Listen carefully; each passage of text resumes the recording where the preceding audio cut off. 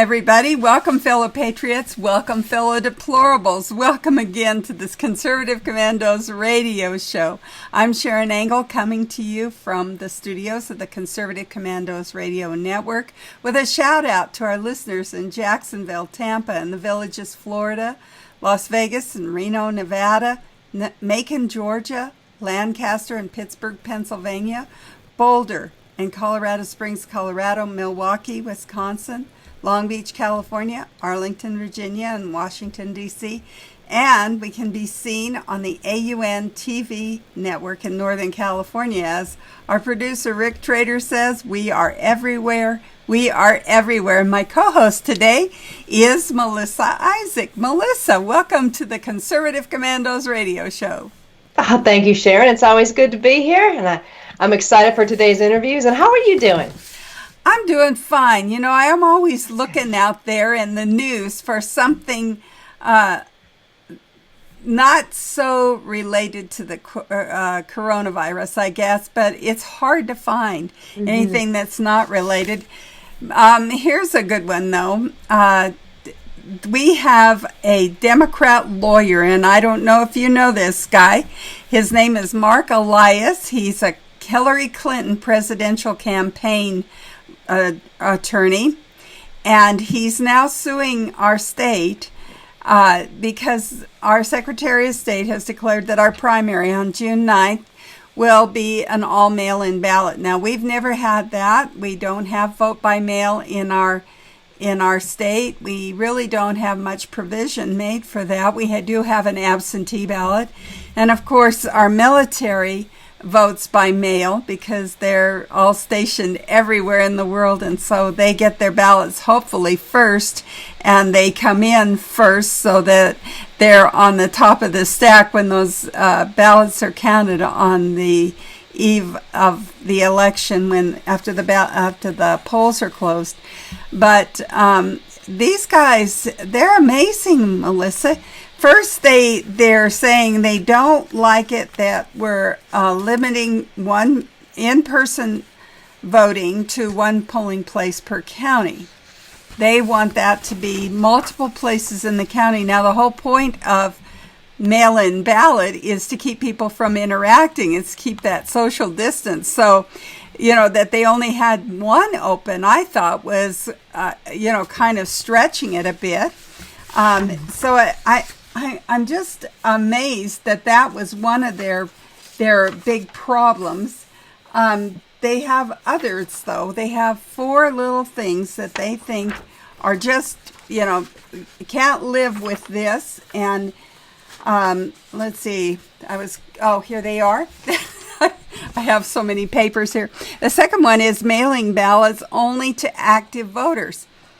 Well, if we mail them to inactive voters, that means we're mailing them to somebody that may no longer live in the state, somebody that may have died, somebody that may have their name duplicated on the rolls.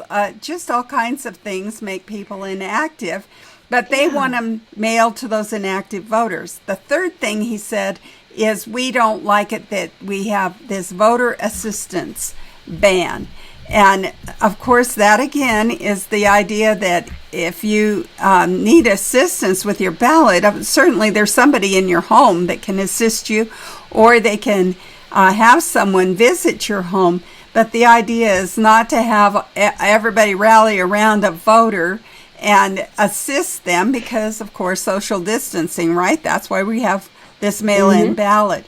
Then they're complaining about signature mismatch. They say that because we're not professional handwriting experts, when we look at those signatures, we shouldn't be able to match them up or verify them at all, that we should let anything that's signed just go through. Doesn't matter if they match or not, just let them go through. And finally, they are objecting to the signature cure, which means that if you didn't sign your ballot, you've got 7 days to sign it. After, if it comes in without a signature, you have 7 days to get in there and sign it. I think the ballot is invalid if you haven't signed it. You forfeit here, And Yeah. so they want to make it 2 weeks. So 2 weeks after the election closes, you can go in and cure that. That's when they find out, of course, that there are ballots that are unsigned. And then, of course, they can call everybody and say, get yourself in there and sign that ballot so that it counts. I think it's generous to give them 7 days, and they want 2 weeks. So there you have it, Melissa. I'm talking to my attorney now.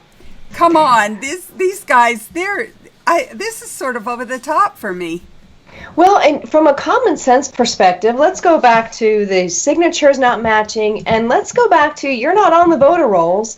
If you're not on the voter rolls, if you were to walk into a polling place, you can't vote. So I don't know why they would expect to have a ballot mailed to someone who's not on the active voter rolls. As we go back to, we already know this; it's indisputable that people who should not have been voting were voting, that dead people were voting. We know this.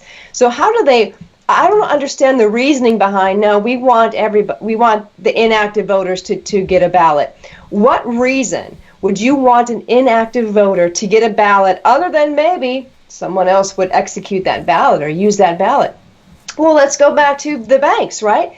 Can a bank not decline a check if the signatures don't match? So you go into the bank, you sign a signature card, and when you write checks, the bank can say, well, you know what, this signature doesn't match. We're gonna deny this. So you don't have to be a handwriting expert to see, okay, well, this name is spelled wrong, or if someone has a signature and the ballot comes in and there's just an X there.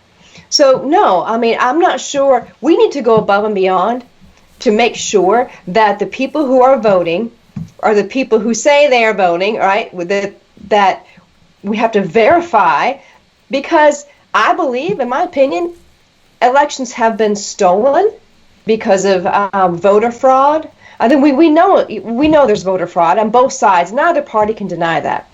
But if we don't have fair elections, we don't have a democracy. If we don't have a voice of the people, it's not a fair election. Isn't that the point, is to have a fair election? It's not to cater to people. This is a unique situation. You know, that we've never, our country's never faced a pandemic or a reaction to a pandemic like we've reacted to it. So no, I think everything in there is perfectly, it's reasonable. And I think that's what it comes down to, is it reasonable given the situation? And I think they're going to have an uphill battle. Well, I'm not even sure that mail-in ballots are reasonable on June 9th. And the reason I'm saying that is because, you know, if you go, you can socially distance yourself at the polling place. Everybody can vote just as we've normally voted. I'm not even sure we should be doing mail-in ballots because, you know, you pointed out there is fraud, and most of the fraud actually occurs during the mail-in process. Oregon is an all mail-in state, and when you look at what goes on there, it's really difficult for them to even know if they've got real voters in that state, because everything's done electronically. They never see that person. They never have a real way to identify them. They say, oh, well, show your picture ID, but if you don't have a picture ID, guess what? You can use the last four of your social or your electric bill or your rent check, you know, things like that don't say this is who this person is. So I even take exception to the mail-in ballot itself. Oh, I'm not a fan of mail-in ballots, but if the states are going to allow that, they need to make it as tight as possible. They need to make it nearly impossible to commit voter fraud, and if that means that it inconveniences some people and that you only have 7 days to get in to sign your ballot, then so be it. Because a fair election should trump someone being inconvenienced. But no, I'm not a fan of mail-in ballots either. But if they're going to allow that, yeah, they need to make it tight.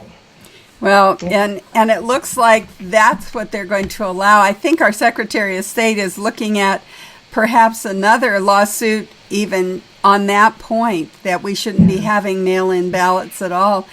But these guys that are bringing this lawsuit now, this attorney, Marc that's bringing this lawsuit, they're hoping to set a precedent here in Nevada. If they can win this case, I've heard they're out judge shopping. We, on one of our shows, you and I talked a little bit about judge shopping. And if you get the right judge, how that can determine how the outcome of the case. So tell me a little bit, as my attorney now, what can happen to us if we get the wrong judge and we get a decision that they get everything on this list, all these 5 points, they get it all. What happens to our state and then other states as a result of this? You know what's sad is, and any honest attorney will tell you that when you file a lawsuit, one of the first things you do is you check and see what judge your case was assigned to. Because that judge usually has a history of ruling a certain way. Judges have a history of being more favorable to one political position than the other. So, my clients will tell me all the time, I just want my day in court. The law is blind. Look, you guys, I've been doing this for a while, and I can tell you, I don't believe the law to be blind.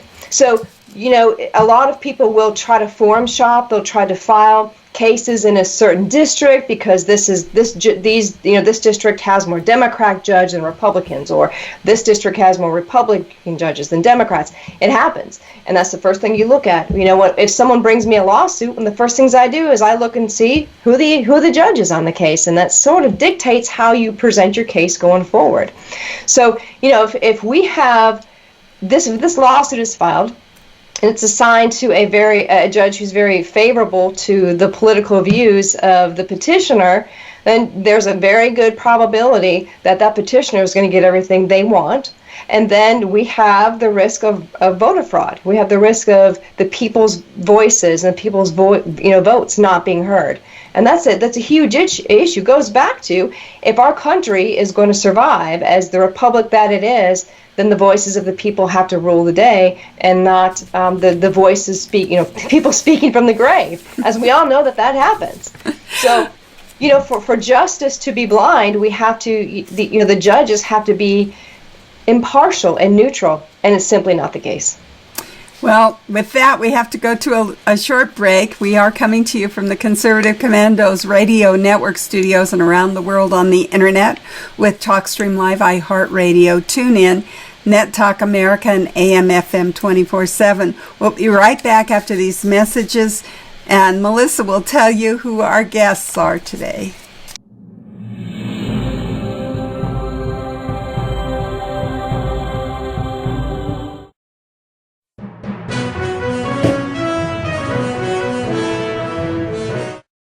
Mom, thank God you're going to be okay. So relieved.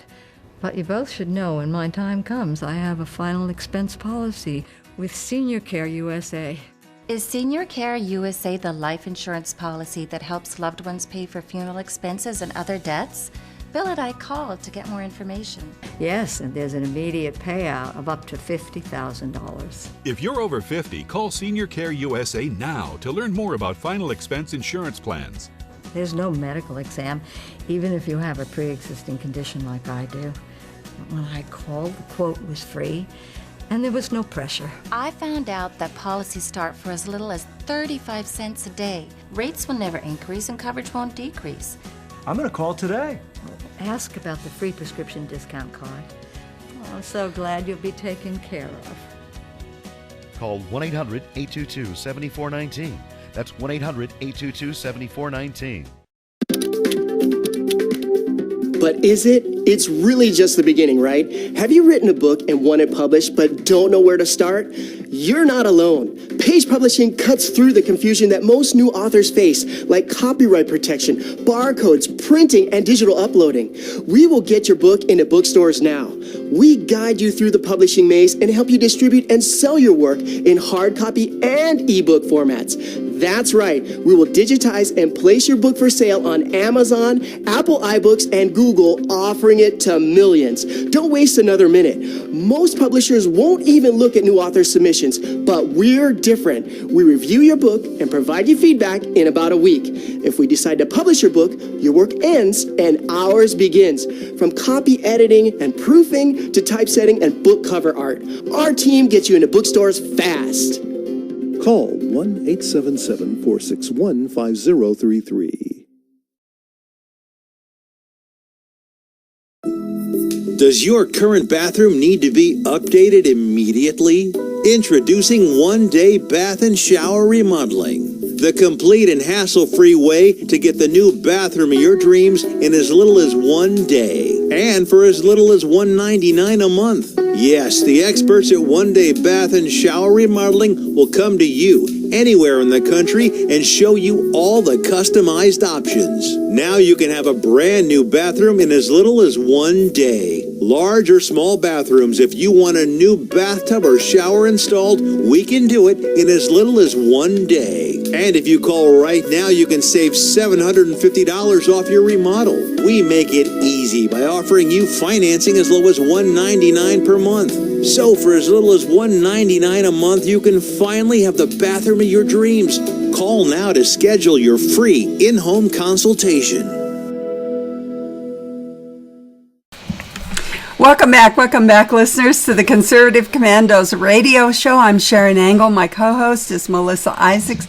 And if you'd like to hear a rebroadcast of our show, check out our website, ccrshow.com, ccrshow.com. Melissa, tell us who we're going to have on our show for guests today. So today we're going to have Marc Joffe, and he's a senior policy analyst at Reason Foundation. He had a long career in the financial industry, including senior director role at Moody's Analytics. His research now focuses on sovereign and sub-sovereign credit risk and fiscal sustainability. So this is really interesting because he's going to talk about how California needs to reassess the stay-at-home order to prevent an economic tragedy. And I'm excited to talk to him because we've been hearing about the health risks. We hear about the coronavirus, but we don't hear about how this shutdown is going to affect our economy and then roll down and affect us. So I'm excited to hear what he has to say. And then Roger Aronoff. And Roger is the executive director and editor of the Citizens Commission on National Security. He founded the Citizens Commission on Benghazi. He's produced and directed 6 documentaries and produced a weekly series on PBS called Think Tank with Ben Wattenberg. And he's going to talk about how the TV networks should redirect money, the money sent to benefit the World Health Organization should redirect that money. Because the article that he wrote talks about the World Health Organization and how they really kind of covered up for China. And not really holding China accountable, not investigating how China really wasn't forthright with the rest of us about the coronavirus. And we're all facing the fallout of that. And, I don't know how anybody could really give credence to anything China says, but we're going to talk to him about that. And then we're going to speak with Sheriff Richard Mack.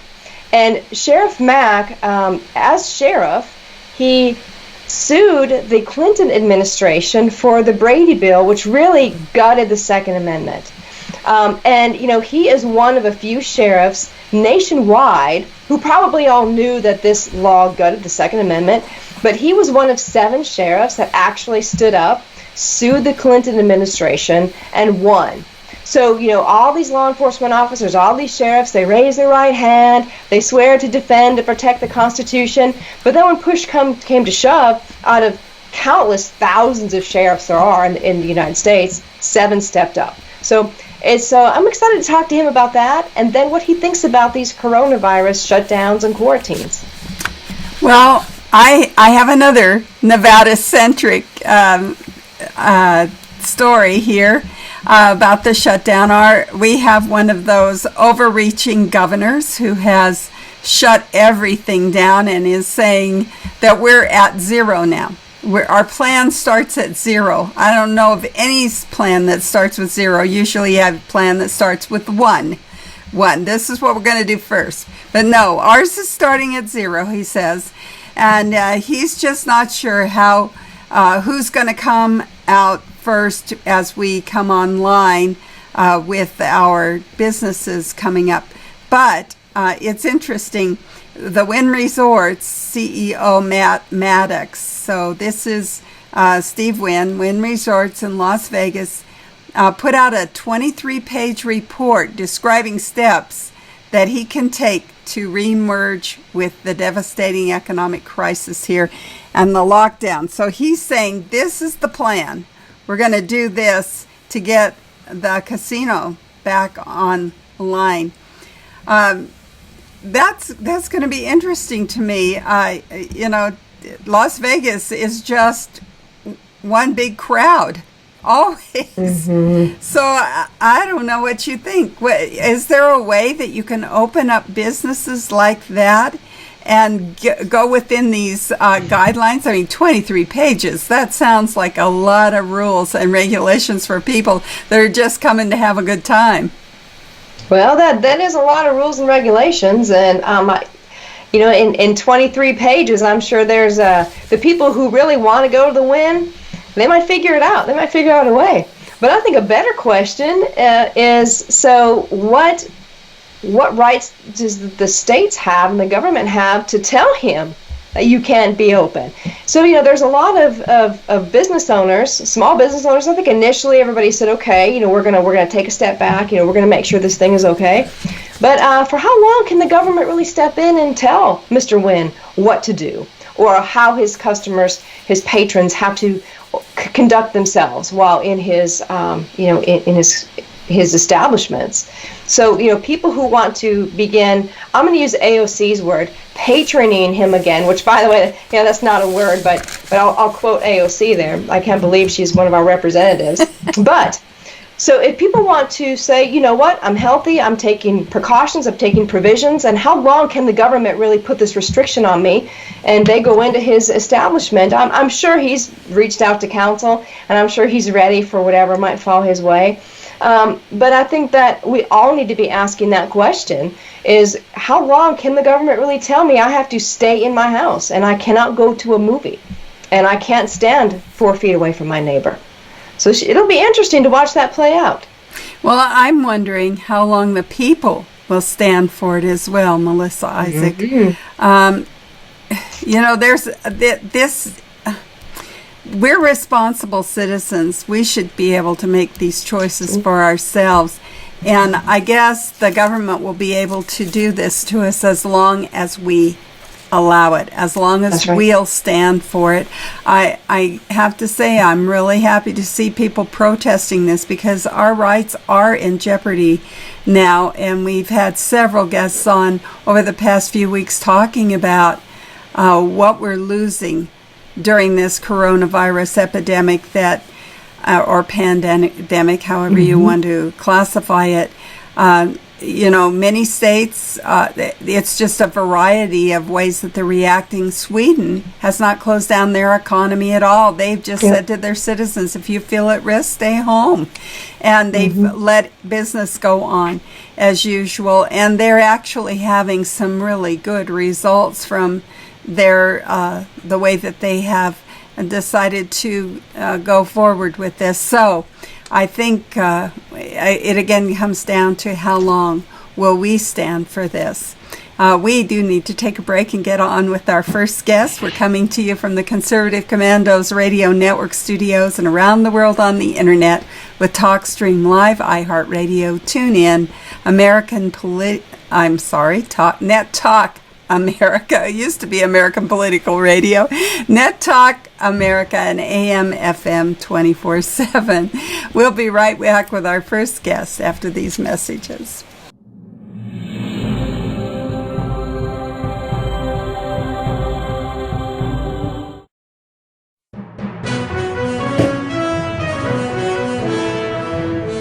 Attention homeowners. Do you have a house that's in need of serious repairs? Do you have tenants that never seem to make their monthly payments? How about code violations, past due taxes, or maintenance costs you just can't afford? Then call my friends right now at Quick Cash Offer. They specialize in buying any home, no matter how ugly the situation. Turn that problem property into cash right now. It's just that simple. One call and you can get rid of that home headache forever. They buy the ugliest houses with instant closings, instant cash, and huge savings. Plus, there are no realtor fees, no listing fees, and no repair costs. Just cash in your hands for that painful property. They're buying a few more houses in your neighborhood this month. So take advantage of this cash offer and call Quick Cash Offer now. 855-296-8854. 855-296-8854. That's 855-296-8854. Listen carefully. If your student loan debt is overwhelming you and things seem hopeless, we've got great news. If you're still struggling with your student loan debt, there are government programs available that may actually lower your payments by consolidating your federal student loans. Just call us. We'll review your situation and work with you to consolidate your debt. In many cases, depending on your situation, we can lower your monthly payments in half or more. It doesn't matter how much you owe or how far behind you are. Even if you're in default, call us right now to find out how we can lower your payment in half immediately. You can stop the harassing phone calls and the wage garnishments. All you need to do is pick up the phone and call us right now. We can remove your default status, consolidate your federal student loans, lower your payments, and we can do it today. Stop worrying. This is a real solution that can help. So please call us right now. Call 800-917-8671.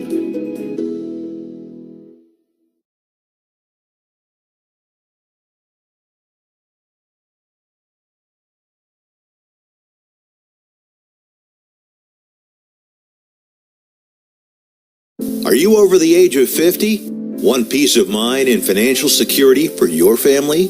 Here's an important message to you and all seniors from the Final Expense Insurance Hotline. The average funeral costs about $7,000, even more. And the most government benefits will pay your family is only $255. That leaves your loved ones with a burden of paying your debts and funeral costs. Our plans start as low as $1 per day and will pay up to $30,000 for your funeral and other final expenses. There's no medical exam and you'll have lifetime coverage. Plus, your rates will never increase and your plan cannot be canceled regardless of your medical condition, as long as you make your premium payments. Get free information right now. Just answer a few simple questions and get approved right over the phone in just a few minutes. Call right now. Call 855-221-7334. Do you have an idea for an invention, but you don't know what to do next? How do you get in front of companies or get a patent? Call InventHelp. They've been helping inventors just like you for 35 years. And thousands of people contact them every month. With 65 offices, you can meet with an InventHelp representative near you who will keep your idea confidential and explain their invention process step by step. InventHelp has helped over 10,000 inventors get patents. And they offer 3D animations and prototyping services to help demonstrate your idea. InventHelp's exclusive databank includes over 9,000 companies who have agreed to confidentially review new ideas, like yours. Don't wonder what to do next. Take action right now and get the help you need from InventHelp. InventHelp. Call today for free information. 800-880-2937. That's 800-880-2937 now. Welcome back, everybody. Welcome back to the Conservative Commandos radio show. I'm Sharron Engel here with my co-host, Melissa Isaak, and we're coming to you from the Conservative Commando Radio Network studios around the world on the internet. And we want to shout out to our listeners in Jacksonville, Tampa, and the Villages, Florida, Las Vegas and Reno, Nevada, Macon, Georgia, Lancaster and Pittsburgh, Pennsylvania, Boulder and Colorado Springs, Colorado, Milwaukee, Wisconsin, Long Beach, California, Arlington, Virginia, and Washington, D.C. And now you can see us on the AUN TV network in Northern California. As Rick Trader, our producer, says, we are everywhere. We are everywhere. And Melissa, our first guest is with us. Would you make him feel welcome? Yes, our first guest is Marc Joffe, and he's a senior policy analyst at Reason Foundation. After a long career in the financial industry, including a senior director role at Moody's Analytics, Joffe's research now focuses on sovereign and sub-sovereign credit risk and fiscal sustainability. His financial research has been published by the California State Treasurer's Office, UC Berkeley, the Mercatus Center and George Mason University, and the McDonald-Laurier Institute, among others. Joffe is a regular contributor to the Fiscal Times, and his op-eds and have also appeared in The Guardian, Bloomberg View, and Real Clear Markets. Marc, welcome to the Conservative Commandos radio show. Thanks for having me, and I'm glad to hear that you're in Northern California now, because that's where I'm speaking to you from. That's wonderful. That's wonderful. So, Marc, you wrote an article, California needs to reassess stay-at-home orders to prevent an economic tragedy. And that's a great article because so many people think that as soon as we open back up, the economy is just going to bounce right back. So is that the case?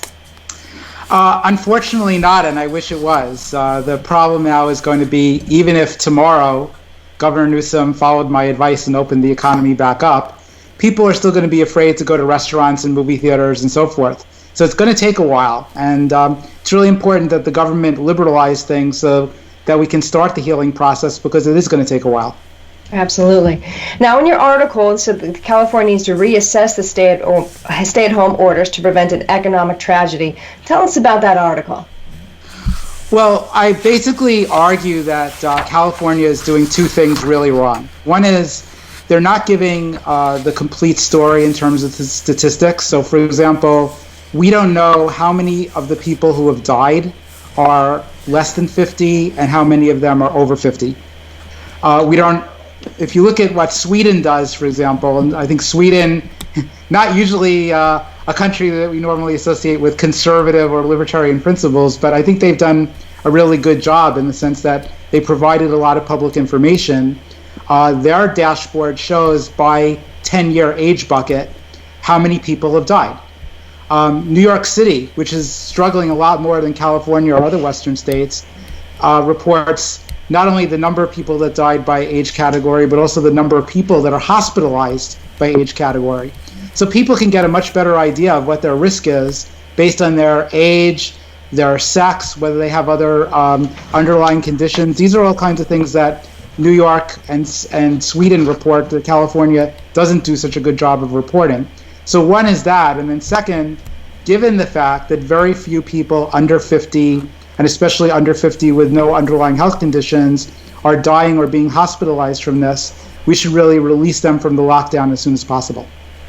And you discussed that in your article. You said instead of one-size-fits-all lockdown, varying policies should be applied to different groups. So you're talking about different age groups, maybe different groups in terms of overall health and things of that nature. So, exactly. So, you know, it's interesting because we have right now, we have, of course, a Republican president who is talking about opening up the economy, but we all have the same stats for the most part, same numbers, but yet it seems to be very political. If you're a Democrat, you're against opening back up, and if you're a Republican, you're for opening back up. So how much of this is political and how much of it is truly based upon the health and safety of our citizens?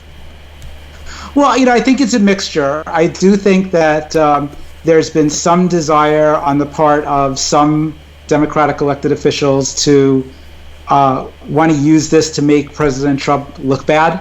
So I do think that's there, and I think that Republicans are correct to point that out. I do think also that just more systemically, people get scared. You know, there's a lot of really scary coverage on CNN and MSNBC and so forth. People watch that. That's their funnel through which they learn about reality. And so they think everyone's dying and everyone's going to the hospital, and hospitals are filled to the gills with really sick people. And while that's true in a couple of places, it's not true across the country, and it's not true anywhere in California. So we really have to wonder, you know, are people just being panicked unnecessarily and overreacting to something that, yes, is very bad, and yes, it's very sad that good people are dying from this. But are we overreacting to the point of shutting down the economy, condemning people to long-term unemployment, which means drug abuse, spousal abuse, and all the other bad things that come with an economic depression? Absolutely.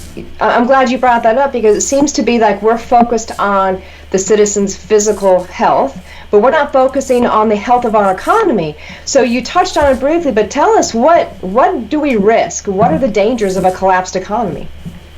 Well, massive unemployment, and I guess as we'll discuss later, a lot of municipal bankruptcies.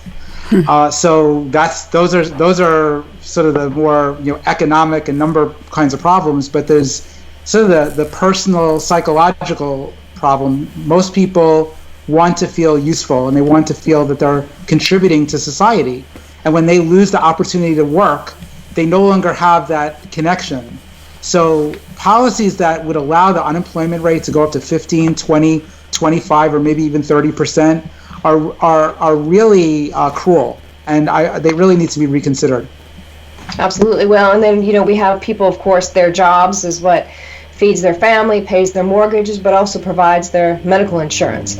So this is something above and beyond, people just standing in the unemployment line, like you brought up, domestic violence, divorces, things of that nature. So we're really at risk for a lot of other things here. Absolutely. And you say in your article that about 1/6 of California workers have already filed for unemployment insurance. Do you have any projections on how how the numbers could increase if this lockdown is continued? Well, I don't. This is such an unusual situation. We've really never had anything like this where the economy was doing really well and then the government just basically slams the brakes on. That I don't think anyone really knows. Now, in California, we are fortunate because of a couple of things. Where I live in the Bay Area, a lot of people can and do work from home. So a policy analyst like me, I've been working from home for years. People in the technology sector like Google and Facebook, a lot of them can work from home. So we may not get the worst of it here, but if you go down to Southern California, where a lot of it's based on the entertainment industry, or in Orange County where you have Disneyland, that's a real heavy impact because you've got to be physically showing up to do your job. So it's going to vary around the state. And again, our state may not get the brunt of it compared to say Nevada, for example. Nevada, obviously with Las Vegas being shut down, that's really devastating to the economy. Yeah. So I've heard a lot of people say, well, if we just continue the shutdown, maybe the government can just do another stimulus. So what's the danger in the government just continuing to print money? Inflation. And it's really, I think about how unfair this is, and I'm well on the other side of 50, and I sort of cast this as let's free people who are below 50. But when I think of people in those younger age categories, not only are we not allowing them to make a living, but now we're also telling them, okay, you're going to have to pay off this enormous debt that we're going to take on. So if we let this lockdown go on for a year and a half, and we borrow and print 10 or 20 trillion dollars, that's going to cause some combination of two things. Either it's going to balloon our national debt, and that's going to mean more interest payments for younger people as they mature in the labor force, or the government will just print all this money, and there'll be a massive inflation, reducing the value of everybody's dollars, and that's ultimately bad in the long term as well. So we really have to consider that younger people deserve to have a great future, like older people like me have. This has just been such a wonderful economy since the 80s when I joined the workforce, and I want to see that for the next generation of people coming up. Yeah, absolutely. So what was the health of our economy prior to the shutdown? It was very strong. We had come out of the recession in 2009, and we had really 11 years of employment growth. It was just incredible. I think there were some problems. I think we were engaged in a little bit too much of printing of money and too many deficits. So you did see some bubbles coming up with things like commercial real estate and highly leveraged companies. You have all these leveraged loans where you have companies that are borrowing 4 or 5 times their earnings. Now they're getting in trouble because of this. So there were warning signs that we were going to have a problem, but nothing on the scale that we're seeing now. Gotcha. Okay. Marc, we're going to have to take a break. We're coming to you from the Conservative Commandos Radio Network studios and around the world on the internet with TalkStream Live, iHeartRadio, TuneIn, Net Talk America, and AM FM 24/7. We'll be right back.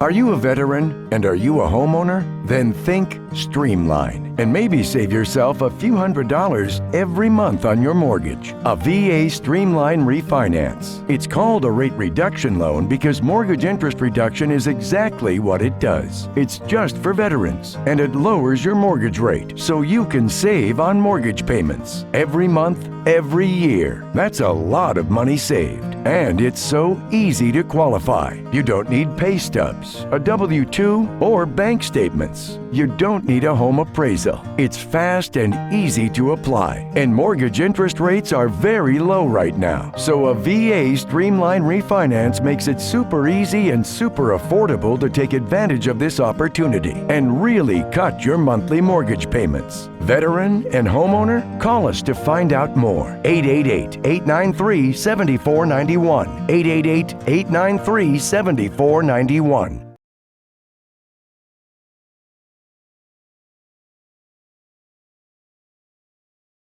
Do you have an idea for an invention, but you don't know what to do next?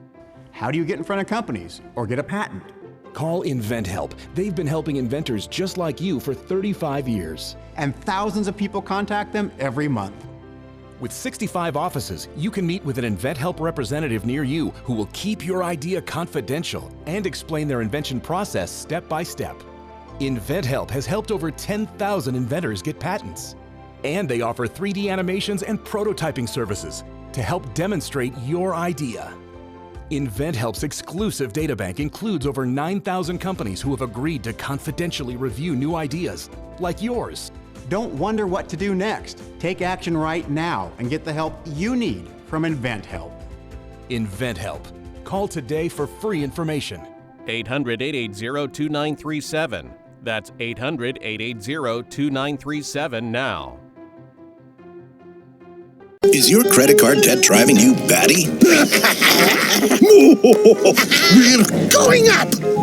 Just like your credit card fees and interest rates. To the top!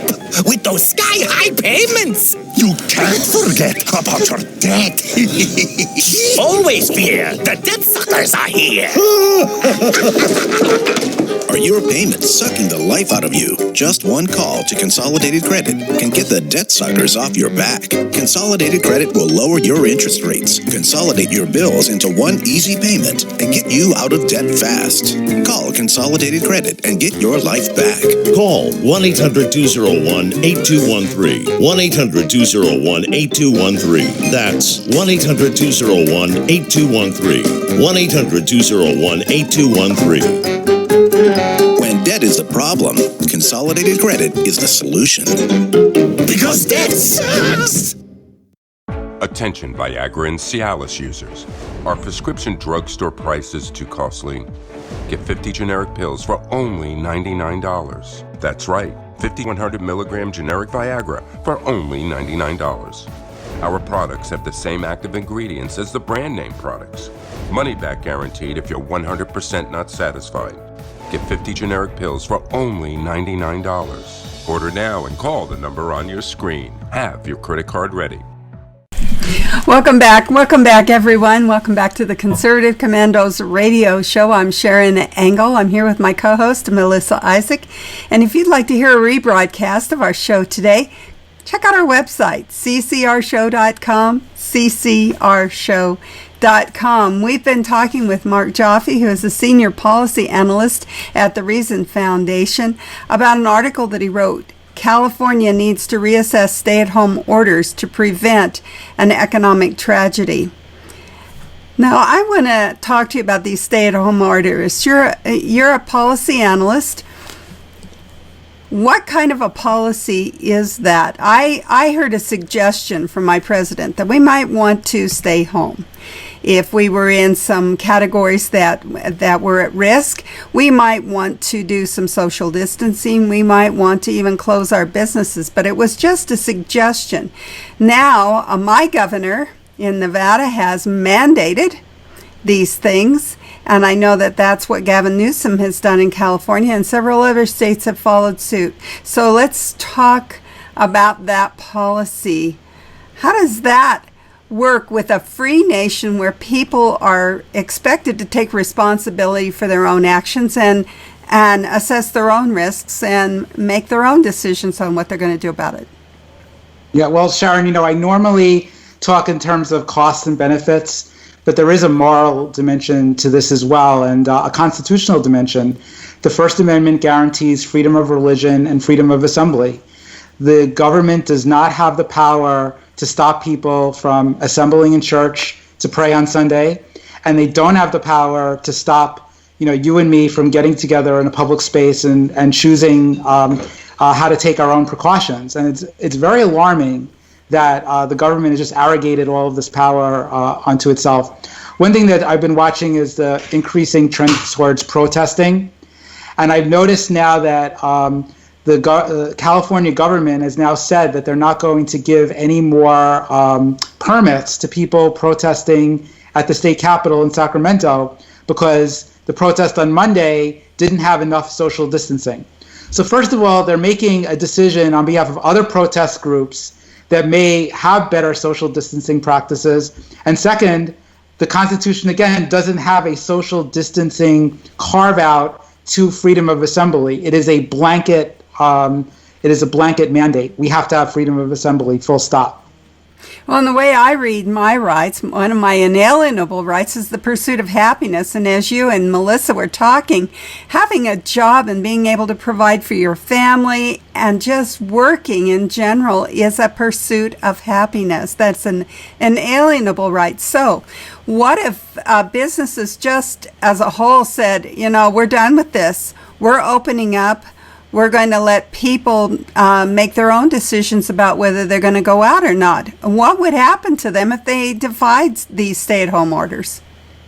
Well, I suppose it would depend on the level of non-compliance. If it's a few businesses, it would be fairly easy for the government to crack down on them. And one phenomenon I've noticed here in Northern California, where I live, which is really probably the epicenter of sort of the liberal approach to this issue, is that you go on a local app like Nextdoor, and a lot of people are complaining about, I saw my neighbor and somebody was cutting her hair. And what do I do about this? And then people, you should call the police. And I'm thinking, boy, this is like, are we in, Nazi Germany in World War II where people are turning in the Jews or whatever? I mean, it's just unbelievable that people feel that they have a right to do such a thing. So, but if there are only a few businesses opening, people can do that kind of snitching, and those businesses are going to be in a world of hurt. So I think for a civil disobedience action, if you will, to reverse this, it would have to be really widespread, and frankly, that's very hard to coordinate, especially with what Facebook is doing right now. And Facebook is taking down a lot of protest websites and basically drawing a line. If you're advocating something that's quote unquote illegal, then you're going to get taken down. So it's going to be hard to achieve that level of resistance. So I think really protesting is the first step, and then hopefully people will be allowed by the government to engage in their living like they should be able to. I hate that word, allowed. We are free people. I hate that. That we have to say, will the government allow me? That does sound like a socialist dictatorship to me. Let's go back to history here a little bit in the Great Depression. My dad lived through that, and as his child, I got some lessons in the Great Depression. We save money because, and we use cash because.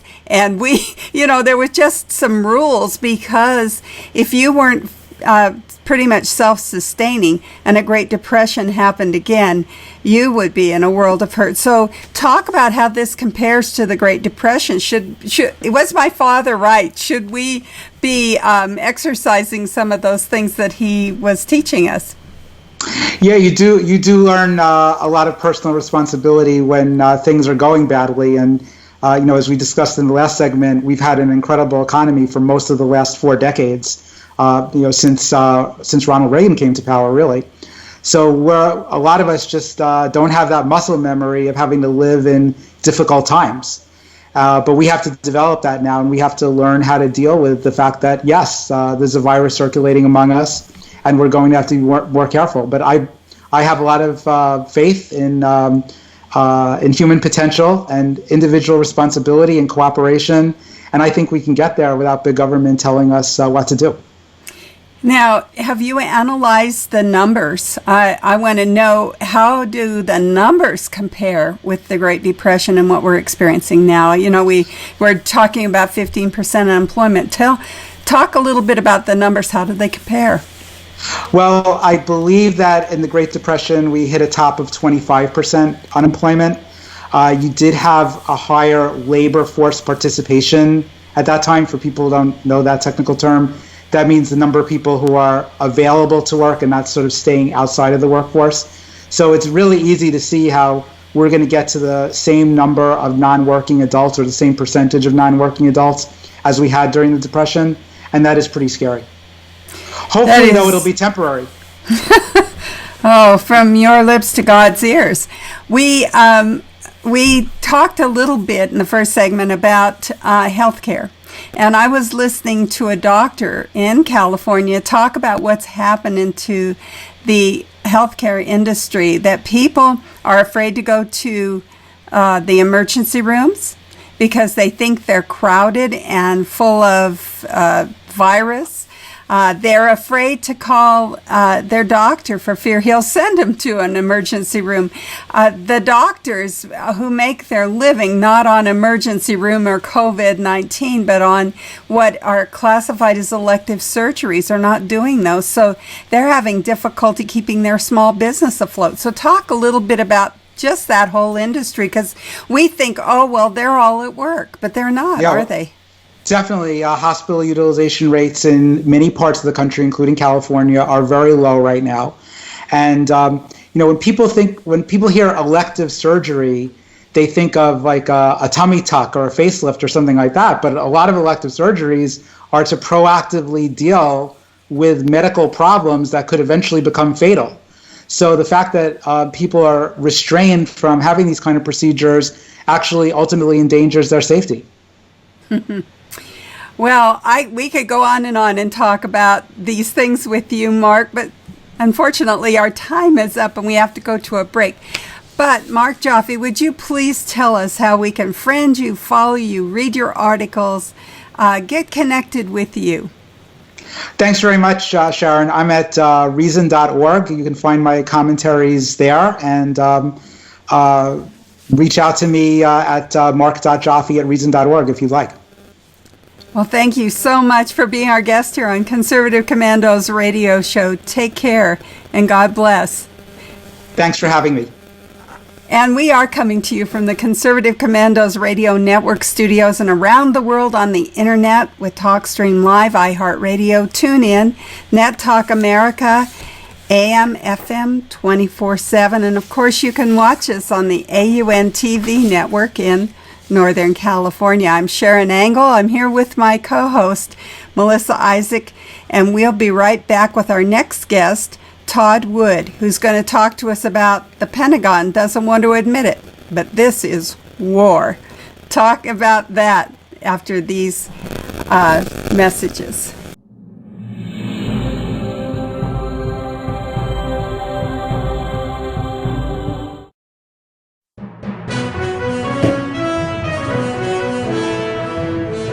Everybody wants cheap airfare, but where do you find it? You call low-cost airlines. Their prices are direct from the airlines, and they're so low you can't find these fares published anywhere. They specialize in cheap flights, discount hotel rooms, cheap car rental rates, and great package deals anywhere around the world. Wherever you want to go, they can help you get there cheaply and with a best price guarantee. If you want the lowest prices on your airline tickets or other travel services, call now.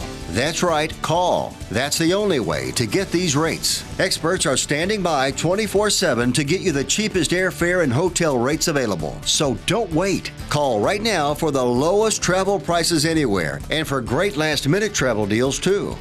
Call 888-431-0562. That's 888-431-0562. 888-431-0562. 888-431-0562. Dish TV is better than cable TV. Here's why. Dish has the nation's lowest TV price, along with an award-winning DVR that can skip commercials, record 8 shows at once, and get access to thousands of movies at your fingertips. Cable simply can't even compare. So the smart choice is to cut the cable and get Dish. Plus, you get all these great TV features, free HD DVR upgrade, free installation, and free movie channels. Say goodbye to cable and get more with Dish TV. 877-290-7764, 877-290-7764. As an added bonus, you can switch to Dish now and receive a $50 Visa gift card. So call now and get Dish TV. Call 877-290-7764, 877-290-7764. That's 877-290-7764. Limited time offer, 24-month commitment and credit qualification required. Cancellation fee, monthly equipment fees, and other restrictions apply. Promotion can change at any time. Friend, do you remember when it felt good to withdraw your cash from the bank to expand a business, go on vacation, or buy a new car? Well, today, withdrawing your own cash has become a very risky business, according to The Secret War, a shocking new research report. I just read it. And folks, I was amazed to learn why banks are now required to spy on us for the government and then report any suspicious or unusual behavior. I suggest you get The Secret War free. Just call the number on the screen, no charge, from the folks at Swiss America, and get this. Did you know simply spending cash today may be enough to have you branded as a potential criminal? That's right. The new war on cash is really a war against all freedom-loving Americans. The Secret War is yours free, so call the number on the screen and you can tell them Pat Boone gave you the number. Welcome back, listeners, to the Conservative Commandos radio show. I'm Sharron Engel here with my co-host, Melissa Isaak, and we're coming to you from the Conservative Commandos radio networks, and we would like to give a shout out to our listeners in Jacksonville, Tampa, and the Villages, Florida, Las Vegas and Reno, Nevada, Macon, Georgia, Lancaster and Pittsburgh, Pennsylvania, Boulder and Colorado Springs, Colorado, Milwaukee, Wisconsin, Long Beach, California, Arlington, Virginia, and Washington, D.C. Now you can also watch us on the AUN TV network. Melissa, our next guest is ready. Would you make him feel welcome, please? Yes, I would like to welcome Roger Aronoff. He's an executive director and editor of the Citizens Commission on National Security. Aronoff founded the Citizens Commission on Benghazi. He's produced and directed 6 documentaries and produced a weekly series on PBS called Think Tank with Ben Wattenberg. Roger, welcome to the Conservative Commandos radio show. Thank you, Melissa. Good to meet you and great to be with you today. Great to have you here. Now, you wrote an article entitled TV Networks Should Redirect the Money Set to Benefit the WHO, the World Health Organization. Tell us a little bit about that article. Well, I saw the publicity for this event that was held this past Saturday called One World Together, put together by Lady Gaga and meant to benefit the World Health Organization and Global Citizen. And this was at a time when that was the week that President Trump announced that he was going to withhold aid to the World Health Organization. We'll call them the WHO, which, was a music event, so the WHO was a fitting title. But so this was the week that this was going to be aired, and it was going to be aired on all 3 major networks, ABC, NBC, CBS, plus many others, MTV, Comedy Central, Facebook, YouTube, many other networks across the globe, including one owned by the Chinese, Alibaba, and BBC, and just really the largest global audience I've ever heard of across more networks. And so my thought was that at a time when President Trump is bringing up the WHO as a controversial issue that we want to withhold funds, the networks aren't going to, first of all, anytime Trump is for something, they're likely to just reflexively be against it. But now they're not going to look into the real issues of why they are a controversial organization. And so I pointed out the conflict of interest, the inherent conflict of interest that this gave them. They're going to be having this huge fundraiser, raising money for this organization, and they're not going to want to aggressively investigate why perhaps we're wise to hold up the funding that's been going to them for many years. So you want to ask a question here? I can keep going. Whatever. I have a question actually about the funding. So I didn't realize this, but you said, for example, in 2017, 401 million out of the total of 513 million from the U.S. to the WHO was voluntary, approximately 10 times that of China. So we are probably one of the biggest funders of the WHO. Is that correct? We are by far. We have given them approximately $3.5 billion in the last decade. And they do it 2-year increments. So it was about 900 million we paid them over 2 years, of which about 80% of that was, as you say, voluntary instead of assessed. So that's what we've been giving them. And the Chinese, they use their influence to be able to basically pick the person who is in charge of this. This is this Dr. Tedros. Well, let me ask you, how does China have so much influence in WHO if we're paying 10 times the money China's paying? Why don't we have any influence? Well, or more? We should, but this is through the United Nations. So it has long been something, that they are one of the members of the Security Council like we are, but they have worked it. I mean, they have gone into these countries. They have this Belt and Road Initiative where they basically put countries like Ethiopia in hock to them. They've given them $13 billion in aid, and they just work the system there in.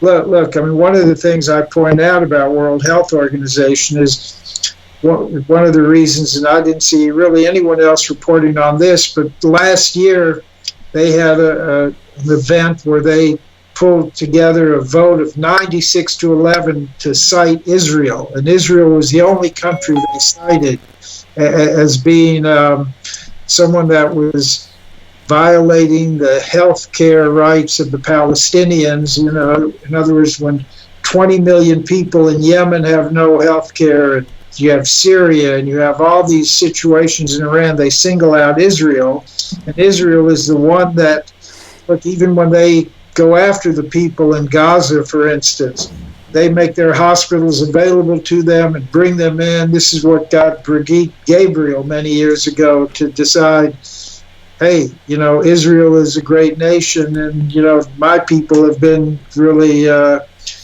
doing wrong. So here they go after Israel. They try to name Robert Mugabe, the communist leader of Zimbabwe, as a goodwill ambassador. That was because he is an ally of the Chinese.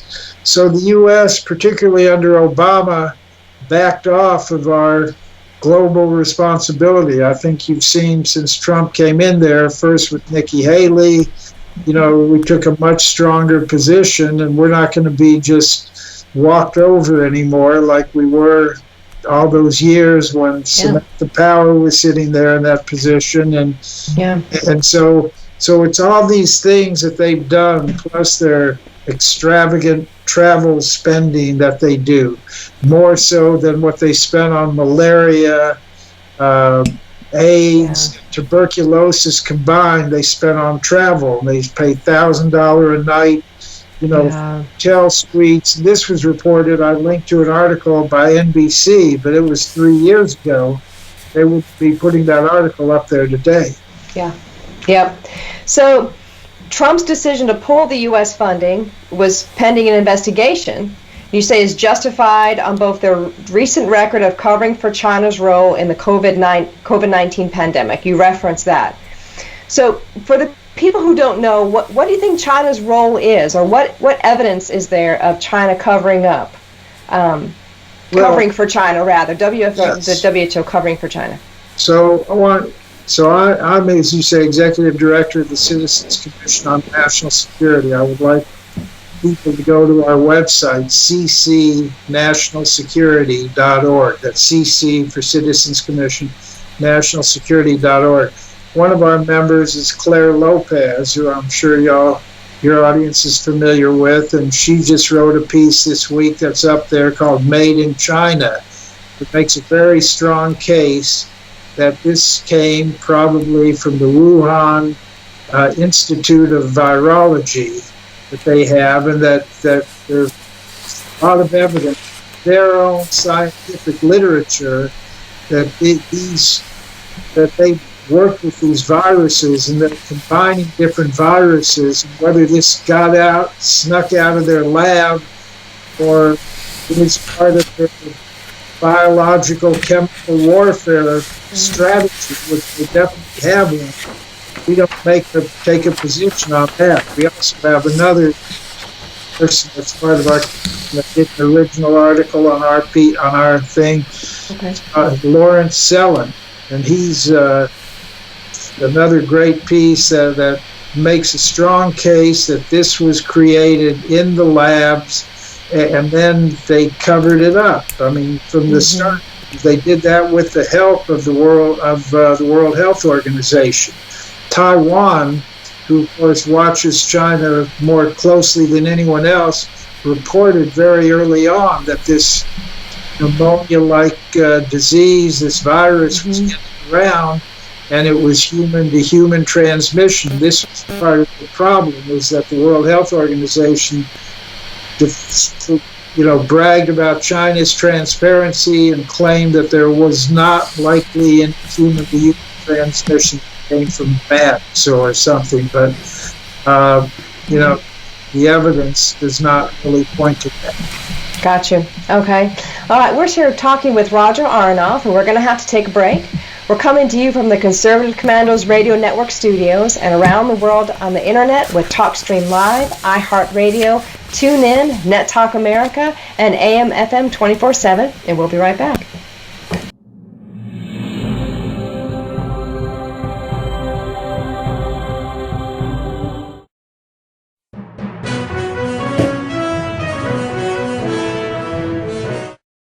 Mom, thank God you're going to be okay. So relieved. But you both should know when my time comes, I have a final expense policy with Senior Care USA. Is Senior Care USA the life insurance policy that helps loved ones pay for funeral expenses and other debts? Bill and I called to get more information. Yes, and there's an immediate payout of up to $50,000. If you're over 50, call Senior Care USA now to learn more about final expense insurance plans. There's no medical exam, even if you have a pre-existing condition like I do. When I called, the quote was free, and there was no pressure. I found out that policies start for as little as 35 cents a day. Rates will never increase and coverage won't decrease. I'm going to call today. Ask about the free prescription discount card. Oh, I'm so glad you'll be taken care of. Call 1-800-822-7419. That's 1-800-822-7419.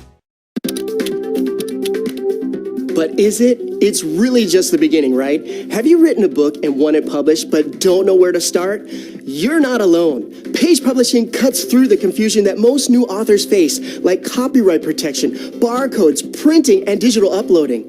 We will get your book into bookstores now. We guide you through the publishing maze and help you distribute and sell your work in hard copy and ebook formats. That's right. We will digitize and place your book for sale on Amazon, Apple iBooks, and Google, offering it to millions. Don't waste another minute. Most publishers won't even look at new author submissions, but we're different. We review your book and provide you feedback in about a week. If we decide to publish your book, your work ends and ours begins. From copy editing and proofing to typesetting and book cover art, our team gets you into bookstores fast. Call 1-877-461-5033. Does your current bathroom need to be updated immediately? Introducing one-day bath and shower remodeling. The complete and hassle-free way to get the new bathroom of your dreams in as little as one day. and for as little as $199 a month. Yes, the experts at One Day Bath and Shower Remodeling will come to you anywhere in the country and show you all the customized options. Now you can have a brand new bathroom in as little as 1 day. Large or small bathrooms, if you want a new bathtub or shower installed, we can do it in as little as 1 day. And if you call right now, you can save $750 off your remodel. We make it easy by offering you financing as low as $199 per month. So for as little as $199 a month, you can finally have the bathroom of your dreams. Call now to schedule your free in-home consultation.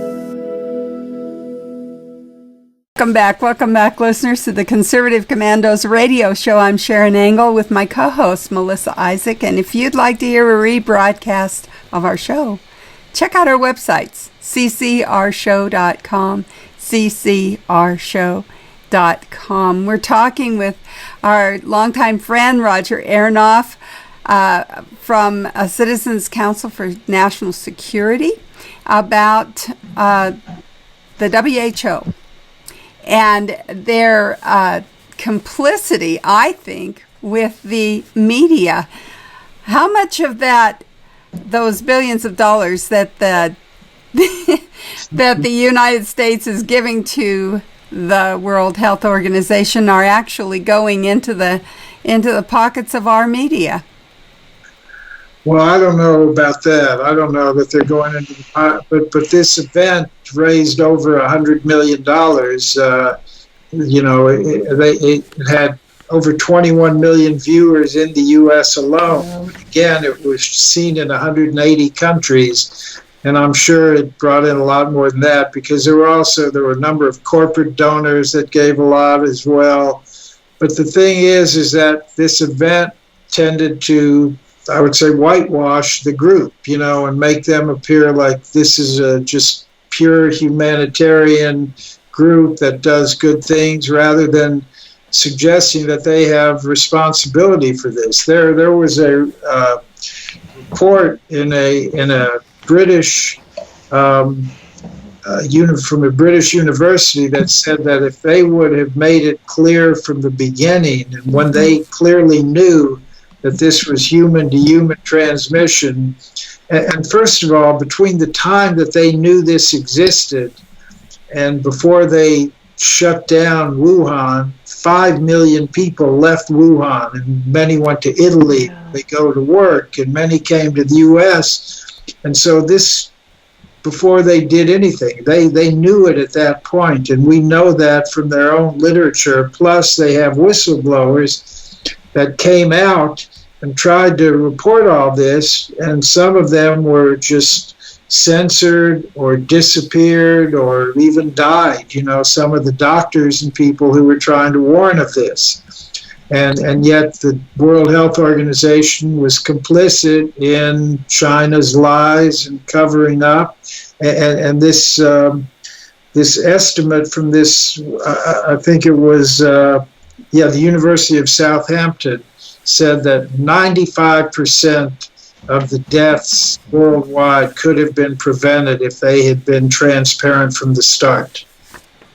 That's angering, isn't it, Roger? Yes, it is. There's this other thing that's going on. I hardly want to leave the media and how much money they're making off of this event, because they didn't do this for nothing. They're not that philanthropical, I don't think, and neither is the World Health Organization. It sounds like everybody's in it for the money, and that's really what all this cover-up with China has been about, is money. It's always this money trail, which is just shows the avarice of all these groups that are involved.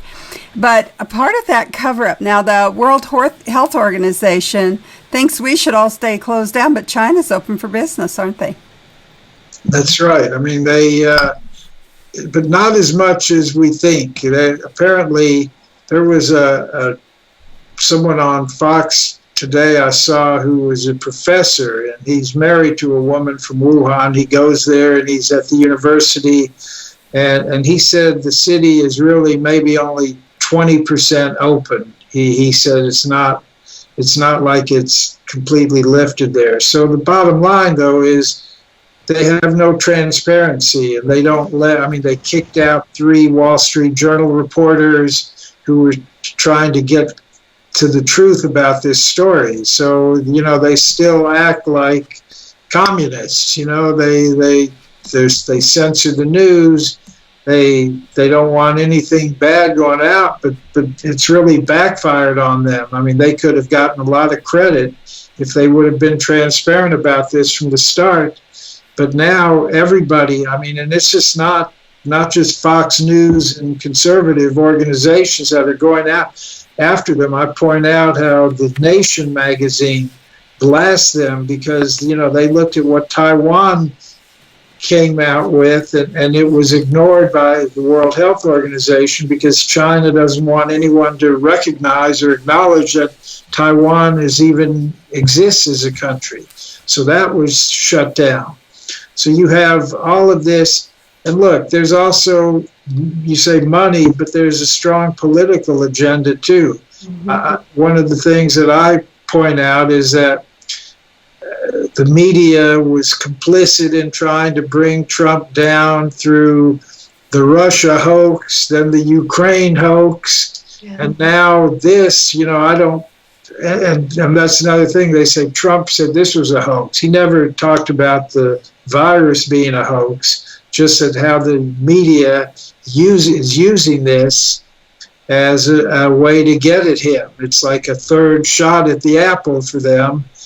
And so for them to push this whole idea, we need to stay closed down, and, because the economy being as strong as it was perhaps Trump's strongest argument for his reelection.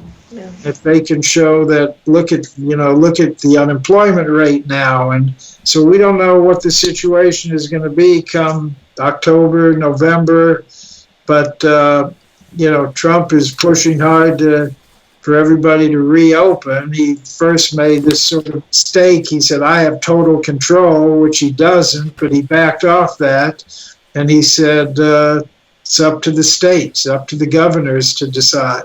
We'll work with them, and that's what they're doing, and he's trying to do that. But I think, we based our shutting down the whole economy on some models that were so wrong, that proved to be so wrong. They talked about 2 million deaths and maybe 1 million if we actually, did all the staying in place and not going out, and if you did that. But now, then they cut it, somebody else down to 80,000 and 60,000, and then, that looks like it's going to be somewhere in that neighborhood. And eventually, when you look at just the average number of deaths per year in this country from flu and pneumonia, from cancer and heart are both over 600,000 a year. The flu and pneumonia is going to be somewhere, around 60 to 80,000 a year. You got diabetes and all these other things, and now people, they talk about we need a vaccine before we can do anything. That's a year away. So they're basically advocating we need to stay shut down for that long. But this country would be in such an economic depression, that we could never recover from. So it's a matter of, you have to have some cost-benefit analysis, and the people who, they talk about herd immunity, and, maybe some of that has been going on, they're finding out in California, and because when they test people for antibodies, they're finding a whole lot of people have apparently already had this virus and nothing happened to them. And even by the worst statistics, of 100 people that get it, 80% of them are not going to have any symptoms or maybe very mild. 19 of them will have a bad flu for a week or two, and one of those will die. I mean, I personally knew 4 people who have died of this virus already, and they were all over 80 years old. But now they've started this new thing where, and Dr. Birx announced it, anyone who dies and they have the virus, they say that they died because of the virus. That's not necessarily true. And now they're even going beyond that. And they've done somewhere 7,000 people that they said they're presumed to have had the virus. So the death toll is just, coming out. It seems like almost a conspiracy here, and I like the Citizens Commission for National Security. We wanted to have a guest on to talk about. He calls this war. Are we at war with China? Did China, all of this seems to point to the Chinese set it up, and we have our media and the World Health Organization in some kind of a conspiratorial situation against us. And this all kind of smacks at our national security. But unfortunately, we can't get into how you feel about are we at war or not, but I do want you to tell our listeners how they can friend you, follow you, connect with you, and read your articles. Well, thank you. So again, it's CC for Citizens Commission, ccnationalsecurity.org. Love to have your audience come to the website, send me a message, and we'll respond to you. We have tremendous people, Alan West, Claire Lopez, General Tom McInerney, Paul Vallely, Lawrence Sellen. I was telling you a number of other people, Steve Emerson of the Investigative Project on Terrorism. They're all part of our organization. And, we've got some big plans. We're going to look at a number of events. We have a lot of the work that we did on Benghazi, on the U.S.-Israeli relationship. We're going to be looking at the issues to do with border security. We're going to look at this issue, China, and what were the real origins of this and how the media and our governments reacted to it. Look, a lot of people are protesting because they feel their civil liberties are being stripped from them at this point. And there's so many issues that are coming out of this, and it's a lot of damage has been done, both health-wise and to the economy. And, when they start getting the statistics on how many people, because of what's happened here, they're going to lose their job, health care, depression, suicide. I mean, it's just, there's so many things, and we're only 5 weeks into this whole thing where that's when we closed down. It was like March 13th, 14th, kind of piggybacked off of the the NBA and the March Madness, the basketball shutting down, and then everything started shutting down. And just, it's so close to us right now, how recently it happened, that we can't really even begin to evaluate the damage. Well, you're so right. And we're so thankful to you, Roger, and to your group for looking into this. We're grateful that you were on our show today. Thank you. Take care, and God bless. Thank you so much. And we are coming to you from our Conservative Commandos Radio Network studios and around the world on TalkStream Live, iHeartRadio, TuneIn, NetTalk America, and AM/FM 24/7. I'm Sharron Angle, here with my co-host, Melissa Isaacson. We'll be right back.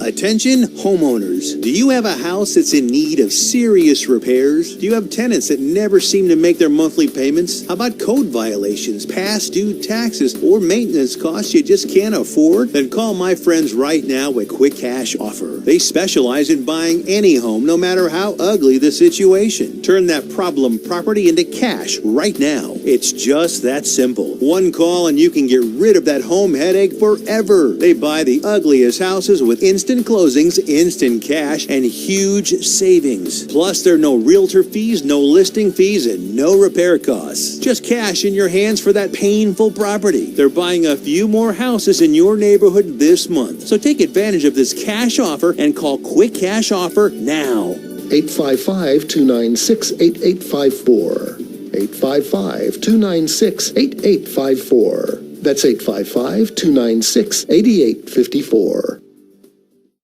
Listen carefully. If your student loan debt is overwhelming you and things seem hopeless, we've got great news. If you're still struggling with your student loan debt, there are government programs available that may actually lower your payments by consolidating your federal student loans.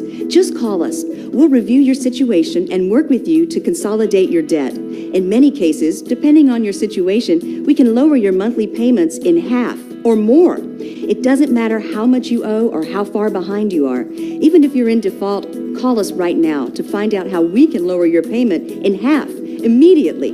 You can stop the harassing phone calls and the wage garnishments. All you need to do is pick up the phone and call us right now. We can remove your default status, consolidate your federal student loans, lower your payments, and we can do it today. Stop worrying. This is a real solution that can help. So please call us right now. Call 800-917-8671.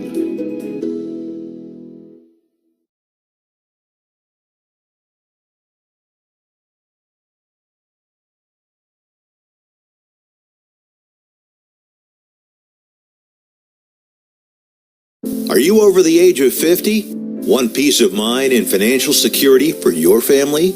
Here's an important message to you and all seniors from the Final Expense Insurance Hotline. The average funeral costs about $7,000, even more. And the most government benefits will pay your family is only $255. That leaves your loved ones with a burden of paying your debts and funeral costs.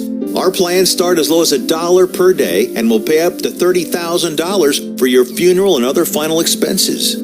There's no medical exam and you'll have lifetime coverage. Plus, your rates will never increase and your plan cannot be canceled regardless of your medical condition, as long as you make your premium payments. Get free information right now. Just answer a few simple questions and get approved right over the phone in just a few minutes. Call right now. Call 855-221-7334. Do you have an idea for an invention, but you don't know what to do next? How do you get in front of companies or get a patent? Call InventHelp. They've been helping inventors just like you for 35 years. And thousands of people contact them every month. With 65 offices, you can meet with an InventHelp representative near you who will keep your idea confidential and explain their invention process step by step. InventHelp has helped over 10,000 inventors get patents. And they offer 3D animations and prototyping services to help demonstrate your idea. InventHelp's exclusive databank includes over 9,000 companies who have agreed to confidentially review new ideas, like yours. Don't wonder what to do next. Take action right now and get the help you need from InventHelp. InventHelp. Call today for free information. 800-880-2937. That's 800-880-2937 now. Welcome back everyone to the Conservative Commandos radio show. I'm Sharron Engel here with my co-host Melissa Isaak, and we are coming to you from the Conservative Commandos radio network studios. And of course you can watch us on the AUN TV network in Northern California in places like San Francisco, San Rafael, Marin, North Bay, San Jose, Silicon Valley, Santa Rosa, Redding, Sacramento, Chico, and soon in Reno, Lake Tahoe, and Carson City. We're going to try to get to Las Vegas one of these days as well. We're expanding, and we want you to be part of that expansion. Melissa, we have our next guest with us. Would you make him feel welcome? Yes, we have Sheriff Richard Mack, who's been in law enforcement all of his life. You could say he was born into it as the son of an FBI agent. He began his career after graduating BYU in 1978 and became a police officer in Utah, where eventually he became a detective. After a colorful decade in Utah, he moved back to his home state of Arizona to run for Graham County Sheriff, where he was elected in 1988. Sheriff Mack, are you on the line? I sure am. Thank you so much. Well, it's great to have you here. Now, you were quite successful as sheriff of Graham County. In fact, you had a big win against the Clinton administration. Yeah, I actually sued the Clinton administration. I sued the Clintons and lived to tell about it. That is an amazing feat. So tell us what the lawsuit was about. Well, it was the Brady Bill, and it was a gun control measure, and it was only the first of 5 Brady bills sponsored by Handgun Control Incorporated. And it was going to completely gut the Second Amendment. The first one wasn't too bad, but the part that was really bad in the first one is that it forced the sheriffs to enforce federal law. It was the first time in American history where Congress and the president said, we're not going to have the FBI, we're not going to have the BATF, we're not going to have CIA, Secret Service, whatever. We're not going to have any of the bureaucracies and law enforcement enforce this.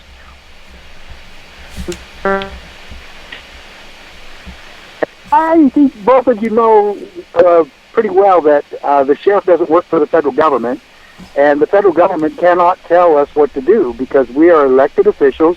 I served and worked at the pleasure of the people of Graham County, southeast Arizona, and the President of the United States and Congress cannot tell me what to do. They cannot conscript what I'm supposed to do each day. They don't pay my salary. They can't. So I said, there's no way I do that. So the other thing wrong with it, it was gun control, and I took an oath of office that I would uphold and defend the Constitution, and that's exactly what I intended to do, and I wasn't going to violate it for Bill Clinton or anybody else. So, Sheriff, there are countless sheriffs in different counties in various states. So in your conversations with other sheriffs, were other sheriffs just as appalled as you were? Yes, and when we did the lawsuit, I was the one that started the whole thing, and we won in June of 1997, but 6 other sheriffs joined the lawsuit, and I was so grateful to them for doing that because had I been by myself, I think the Clinton administration would have gotten rid of me, if not the worst way, by some other means. And they had been other shenanigans that she pulled, but the federal district judge, John Roll, sided with me all the way, and he saw through what she was doing, and we won every pretrial motion, which is pretty much unheard of. But what I want your audience to understand is we won. Justice Scalia wrote the decision. The U.S. Supreme Court sided with us, the sheriffs, and this is the only time in history when sheriffs sued the federal government. Supreme Court. That is amazing. So there were 6 of you, and I imagine a lot more than 6 wanted to join in. So I'm glad that there were 6 that joined with you, but I guess I asked the question, why only 6? Well, so 6 joined me, so that made it a total of 7, and out of 3,080 sheriffs, I was pretty disappointed that some didn't. But I also, you're correct, there were other sheriffs, and other sheriffs from around the country called me, and they said, hey, this doesn't really apply in our state. We already have some matching background checks, so it really doesn't apply here, but put my name on the list. We'll back you all the way. I had a sheriff from Nebraska call me and support me all the way. A few from California did, and a few from the other state. But what I don't understand is out of 254 sheriffs in Texas, only 1 joined the lawsuit. Yeah. 1 out of Texas. Yeah, well, I'm glad there was 1, but that was the question I had. I also want to tell everybody... Wait, say that again? Oh, no, I was agreeing with you, but go ahead. Oh, well, I have to tell you, Justice Scalia wrote this decision, and he didn't try to legislate from the bench. What he tried to do, and did a terrific job doing it, is he just gave us a history lesson. He just reinforced the Constitution. He quoted the Federalist Papers. He quoted the Founding Fathers. And at one point he said something that I have all website, cspoa.org, stands for Constitutional Sheriffs Peace Officers Association, cspoa.org, and he said this, but the Constitution protects us from our own best intentions. And then he went on to say, it protects us from the crisis of the day. Can you imagine a Supreme Court decision of the day? And that's exactly what we're experiencing today. I'll tell you what, I'm afraid of the coronavirus. I don't want to get it, and I'll be careful not to get it. However, what scares me to death is that they're trashing our Constitution, and a lot of people are just lining up to get on the train and go along with the whole thing. That's what I object to. Freedom and liberty and our country and our jobs and our lives that way are, I believe, more important than the dangers posed by the coronavirus. Give me liberty or give me death. I think that I learned about Patrick Henry a long time ago, and I totally take that seriously. I believe in it. Absolutely. So now we have some law enforcement who is, well, I guess they're threatening to arrest people. Some people have been arrested. And you made a good point. You know, law enforcement and sheriffs, they raise their hand and they swear to defend the Constitution. So right now you see the lockdowns, you see the closures, and under the threat of arrest. What do you think about that from the perspective of a sheriff? I don't think much of it at all. It's wrong. It's immoral. For a sheriff to say that he would enforce an order or a guideline, some of them were just guidelines because none of these have legislative authority. And sheriffs all across the country, the CSPOA trains sheriffs and peace officers not to enforce stupid laws. And some of them object to that. So I asked the question, would you have arrested Rosa Parks on December 7th, on December 1st, 1955? December 1st, 1955, she was arrested for not giving her seat to a white man. Would you, officer, would you, sheriff, would you, patrol officer, would you detain? Yes, it is. Support for that? Or would you have sat down next to her and made sure she got home safely, protected her from a stupid law? Because the enforcement of stupid laws is the essence of tyranny. And we don't have dictators or tyrants in America. At least we're not supposed to. And the sheriff should make sure that we do not. And he should never go along with laws that clearly violate the Constitution. Arresting a minister for having church, that was Sheriff Cronister who did that. Right. All right, we're talking with Sheriff Richard Mack, and we're going to have to go into a break. We're coming to you from the Conservative Commandos Radio Network studios and around the world on the internet with TalkStream Live, iHeartRadio, TuneIn, Net Talk America, and AM FM 24/7, and we'll be right back.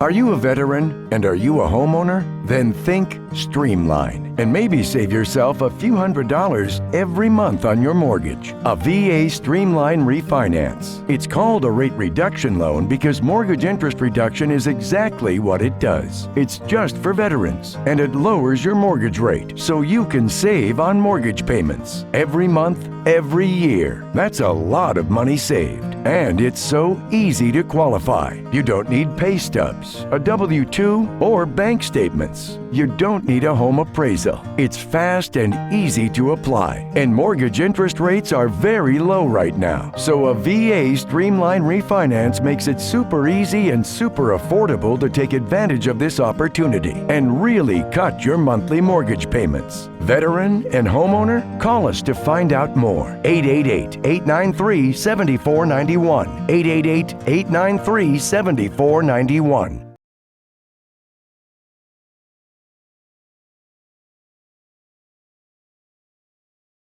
Do you have an idea for an invention, but you don't know what to do next? How do you get in front of companies or get a patent? Call InventHelp. They've been helping inventors just like you for 35 years. And thousands of people contact them every month. With 65 offices, you can meet with an InventHelp representative near you who will keep your idea confidential and explain their invention process step by step. InventHelp has helped over 10,000 inventors get patents.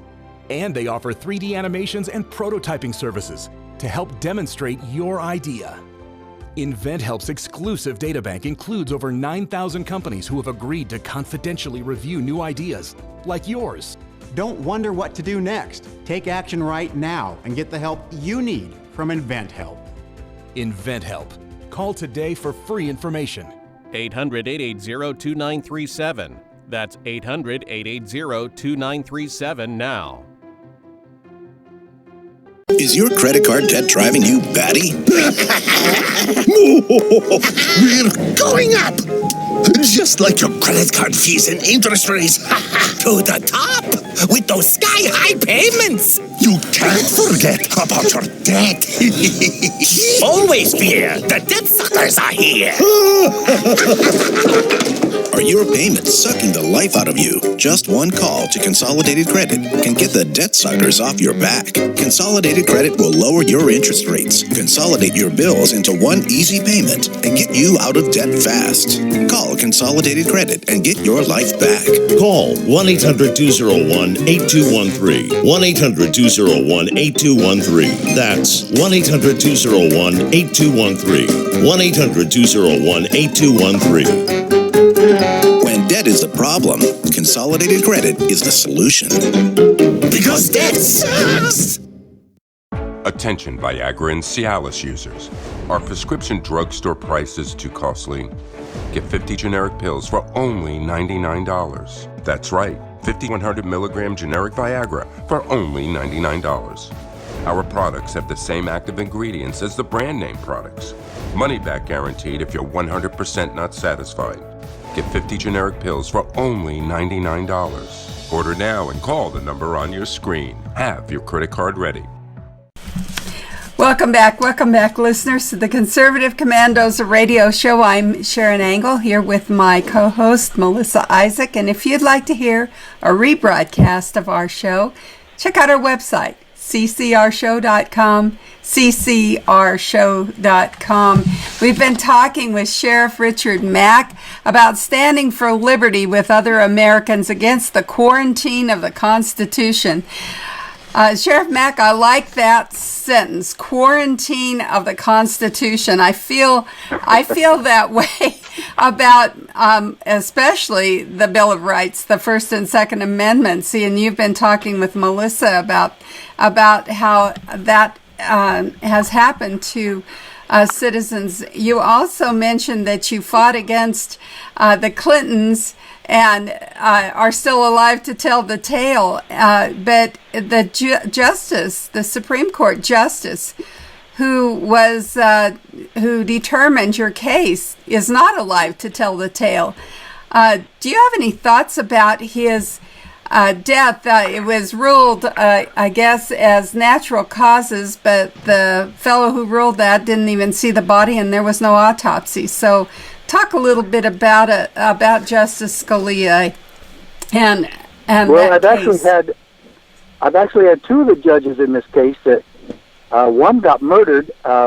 Judge John Roll, who heard my case in Tucson, Arizona, at the district court there, he was actually gunned down in the Safeway parking lot when Gabby Giffords was shot. And so that was 3 or 4 different stories given as to why he was even there. No one ever really investigated it, like who asked him there. Was it happen chance? Or and that being happen chance, didn't strike very well. And I wish that somebody had an open investigation on that one. But on Scalia, same thing. It should have been investigated. And people have asked me, what do you think about the 9/11? Was that an inside job, the attack that took Twin Towers? And I said, I don't know. I don't know who did it because it was never investigated properly.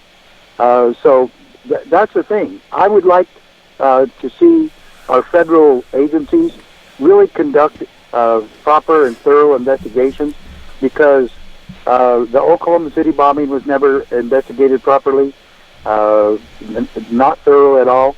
9/11 attacks in New York City were not investigated. In fact, in both places, and Waco also, at the Branch Davidian compound, the police and federal agents said, well, we're trying to just clear everything out and get rid of all the evidence and get this taken care of so that the American people can have closure. Well, that's not investigators' jobs. And when they start telling me crap like that, I get very suspicious, because they're not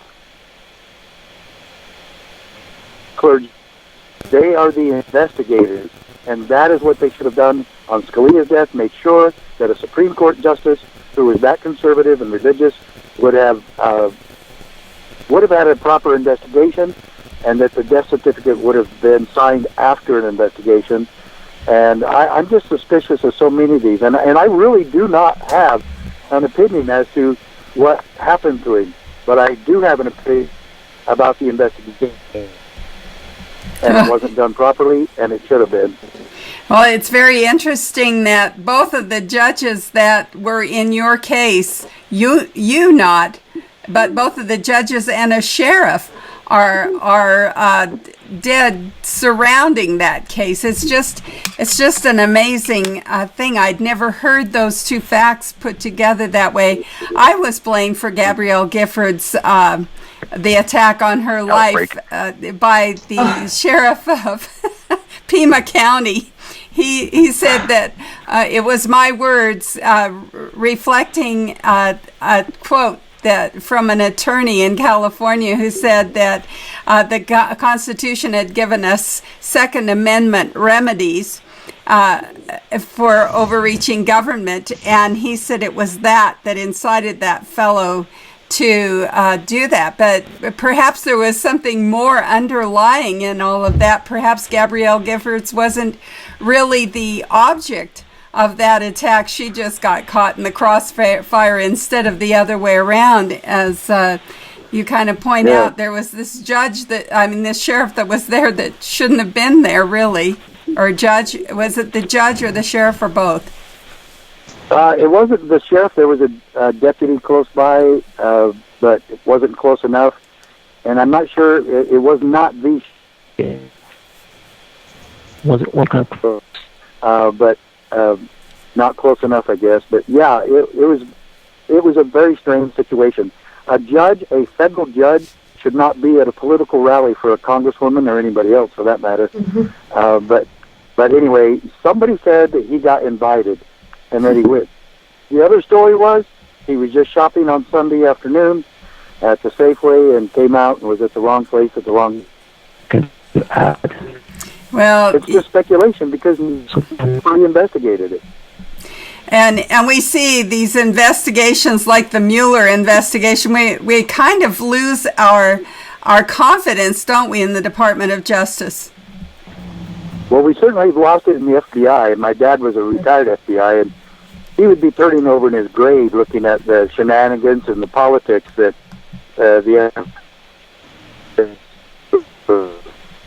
man, it's just, the FBI is just another bureaucracy in Washington, D.C., and they're completely politically motivated and controlled, and it's really sad that that has happened. I think we need to get rid of them and start all over. Well, it certainly has us all looking at a situation that we never even realized there was a term for, and that's deep state. And I think that you're probably hitting on that more from an insider point of view than the rest of us because of your father being involved in the FBI. Well, sometimes I think so, even though it was a long time ago, but he retired in 1975, and he passed away in 2005. But he was a good, honest agent and a good person, and really, I don't know where the FBI has gone wrong. I think they're Washington, D.C. eyes. They're just around all the political corruption, and they've become a part of it. And that's why I say they need to be abolished, and it needs to be redone. But if we were to start abolishing federal agencies, the FBI wouldn't be on the top of my list, but the IRS would, and so would the Federal Reserve. I agree. So does Melissa. We're both shaking our head. Yes, let's get rid of those guys. Yeah. Hey, and Sharron, by the way, you and I have met before. Ah, I thought your name sounded familiar, Sheriff. We actually met in a most unlikely place. It was Alaska. Oh, you and I spoke at a rally there. That's right. Now I remember. Yeah. And I rallies when you had Joe Arpaio in Las Vegas. I stopped by. I was already there at another meeting, and I didn't get to stay very long, but Sheriff Arpaio is a good friend of mine, and so I stopped by that night. I didn't meet you that night, but I did stop by at your rally. I was really praying for you to beat Harry Reid. My goodness. Well, speaking of corruption, there's former there's Senator that Harry too, isn't there? Oh, my God. Well, thank you so much, Sheriff Richard Mack, for being our guest here on Conservative Commandos radio show. Would you tell our listeners how they can friend you, follow you, connect with you, read your articles? Yes, please go to CSPOA, stands for Constitutional Sheriffs Peace Officers Association, CSPOA.org. You can get all my information there, or check me out on Facebook, and I think we have a Twitter account also. But the main thing is folks need to join us and constitutional sheriffs, that we may take freedom back in a peaceful and effective manner. Well, it's nice to know that our sheriffs are with us in this fight for our constitutional rights. Well, not that enough they don't want us being we still quarantined. have a lot of work to do. Yeah, we're trying to make it a lot more. Well, thank you very much, Sheriff Richard Mack, again, for being our guest here on Conservative Commandos radio show. Take care, and God bless. Thank you. And we are coming to you from the Conservative Commandos Radio Network studios and around the world on the internet with TalkStream Live, iHeartRadio, TuneIn, Net Talk America, and AM/FM 24/7. Of course, now you can watch us on the AUN TV network in California. Don't go away. Melissa and I will be right back.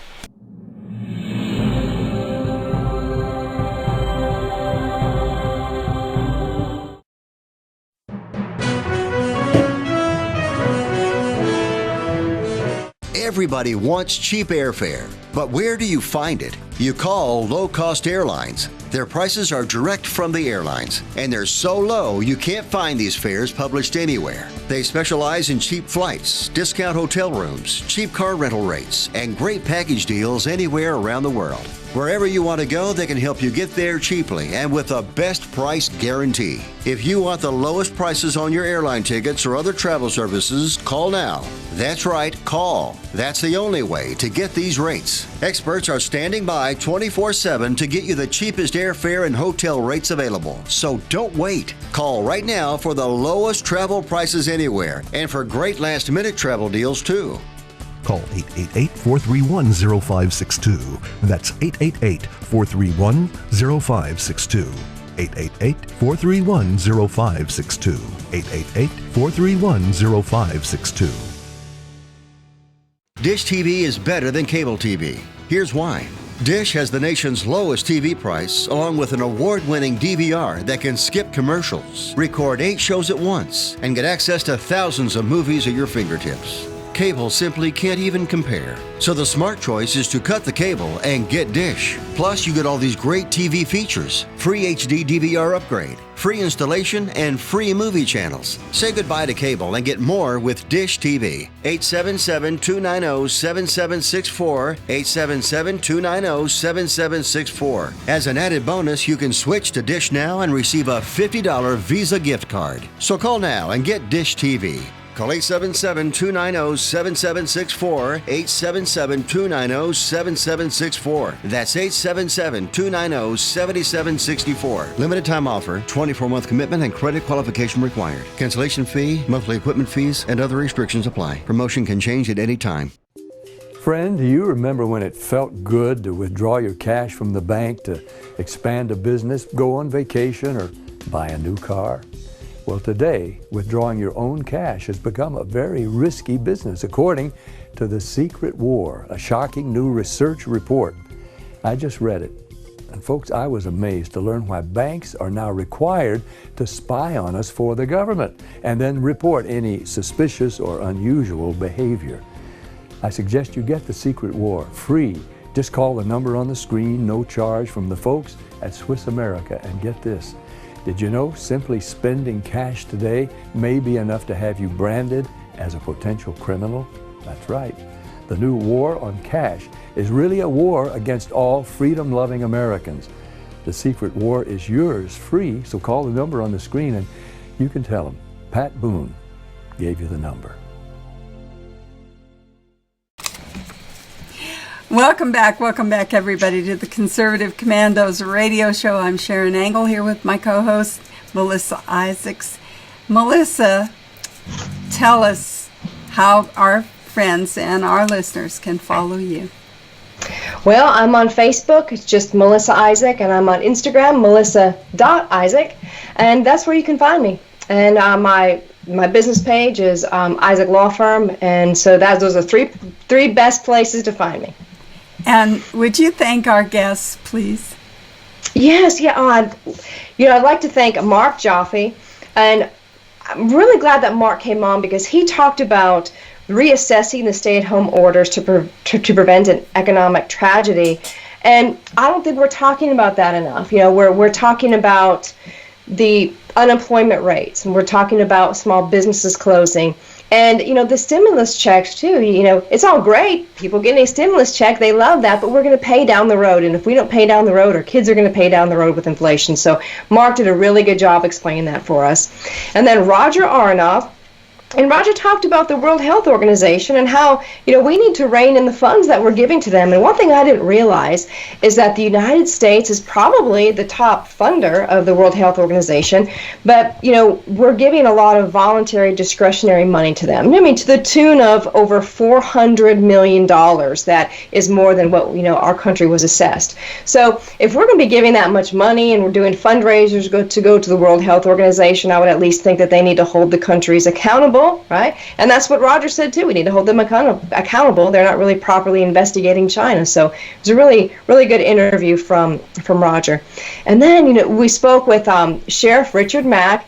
Very interesting. It was great talking to him. What a stand-up, patriotic American, a constitutionalist, and an actual sheriff who, when he held his hand up to defend the Constitution, he actually did it. So he sued the Clinton administration and won. And really is a staunch defender of the Second Amendment. So it was really great hearing from him. It was. Well, our guests are the hallmark of our show. That's what makes Conservative Commandos a good show to listen to. Absolutely. I'm Sharron Angle. You can follow me and watch what I'm doing at simply SharronAngle.com, SharronAngle.com. But for right now, we got to run. We got to go. Take care. God bless. And we'll see you tomorrow on TV and on radio.